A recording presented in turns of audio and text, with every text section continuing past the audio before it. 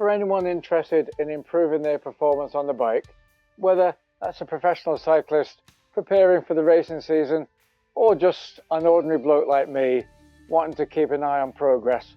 Nothing will give you a more accurate measure than a power meter.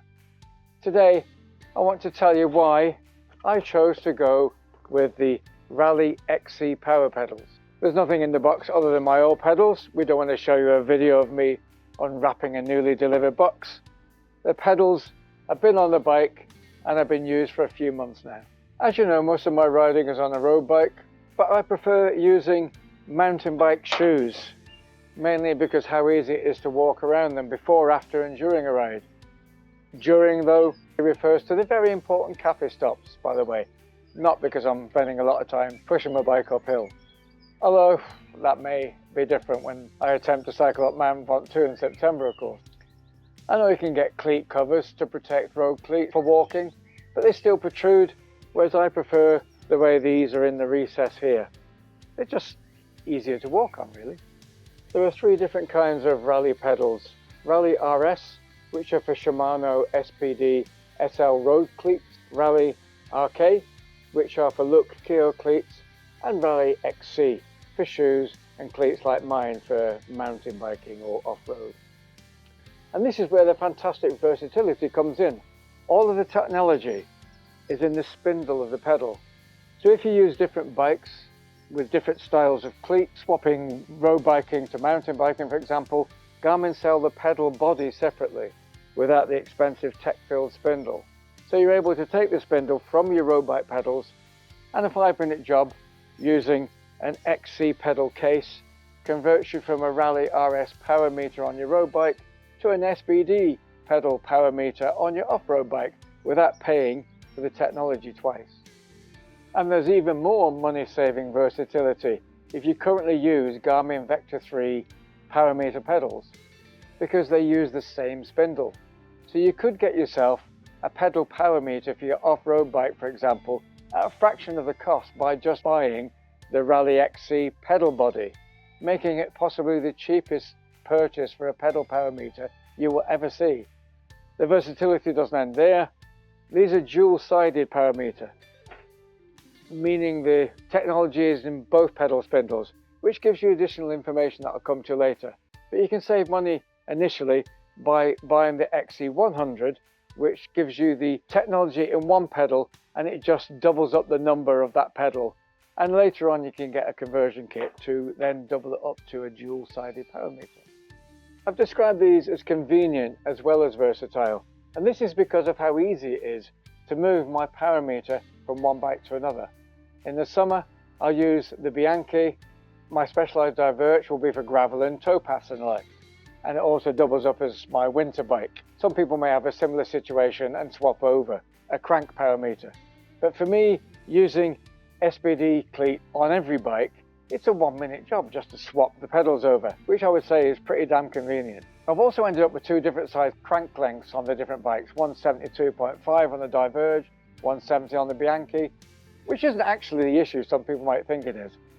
But because of that, it makes things slightly more complicated. I could have bought two crank power meters and had one on each bike, but I like the consistency of having the same source of power data across all bikes. Or of course I could have bought new crank arms for one of the bikes to make them the same length, and then used one crank meter to swap between bikes. But I just love the simplicity of moving the pedals in just a minute or two. Bianchi is coming out of winter hibernation and ready for next week's Tour de Yorkshire Dales, so I'm doing the swap right now. A few other pieces of useful information about these pedals. They have an IPX7 rating, which apparently means they can withstand being submerged in 1 meter of water for 30 minutes apparently. In the context of riding a bike, they're definitely waterproof, let's say. Connectivity is both ANT+ and Bluetooth. Unlike other power meter pedals, which have rechargeable batteries, these use replaceable batteries. The plus side is you get around double the battery life at 120 hours.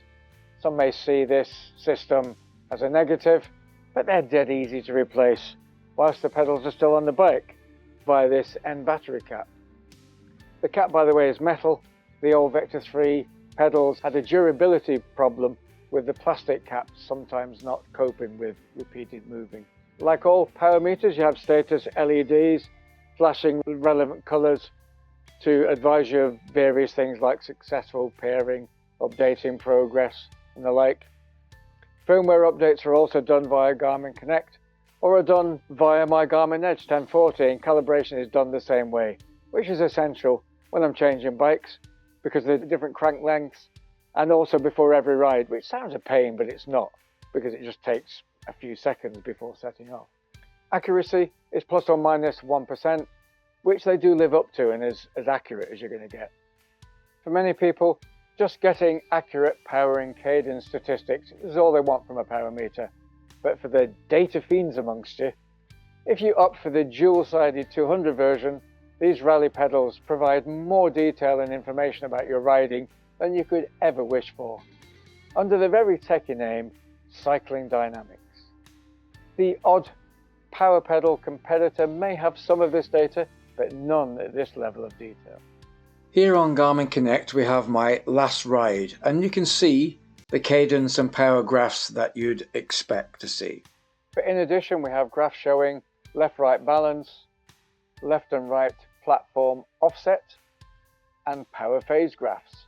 To better understand these, at the bottom you'll see a mind-boggling set of statistics that you get post-ride for you to geek over. And if you click here, you choose Cycling Dynamics. This gives vital information for those of you seeking to maximize your power when small marginal gains will make a difference for you.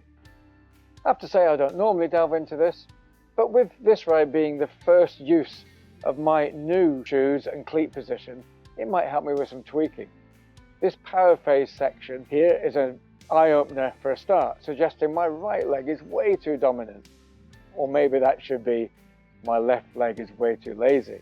You can see when I select my balance on a 5-second average, it's pretty even actually, and it's still not too bad after a minute.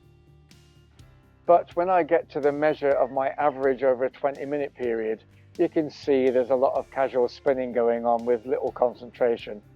My natural tendency then to use my stronger leg just takes over. Whereas with a 5-second average, that's probably a conscious effort to get up a steep ramp, which is why it's more even. The blue and green here are the power phases for each pedal, and it's clear to see again the same imbalance with my right foot, pushing through the pedal for longer. If I was racing, this would all be valuable feedback to help improve, and even for this ordinary bloke on a bike, it's definitely food for thought. Platform center offset is where you put pressure down along the center of the pedal and might help with cleat positioning. And here you're even shown how long you spend pedaling standing up. Switching back to the stats, you can see you even get a separate average maximum power numbers for seated pedaling and for standing up. I think most people would choose to pore over this data over a coffee after the ride, but if you wanted this in real time, then if you have a compatible Garmin Edge head unit, you can do that too with this Cycling Dynamics data screen here. So that's the Garmin XC200 power pedals. Versatile, convenient, easy to use, accurate, and providing more information than any other. The reviews here of the Garmin 1040 solar head unit and the Garmin Varia rear light radar and camera, which might be of interest, and click on this yellow logo to get quick access to all my future content and past content by subscribing. Happy cycling, and I'll see you soon.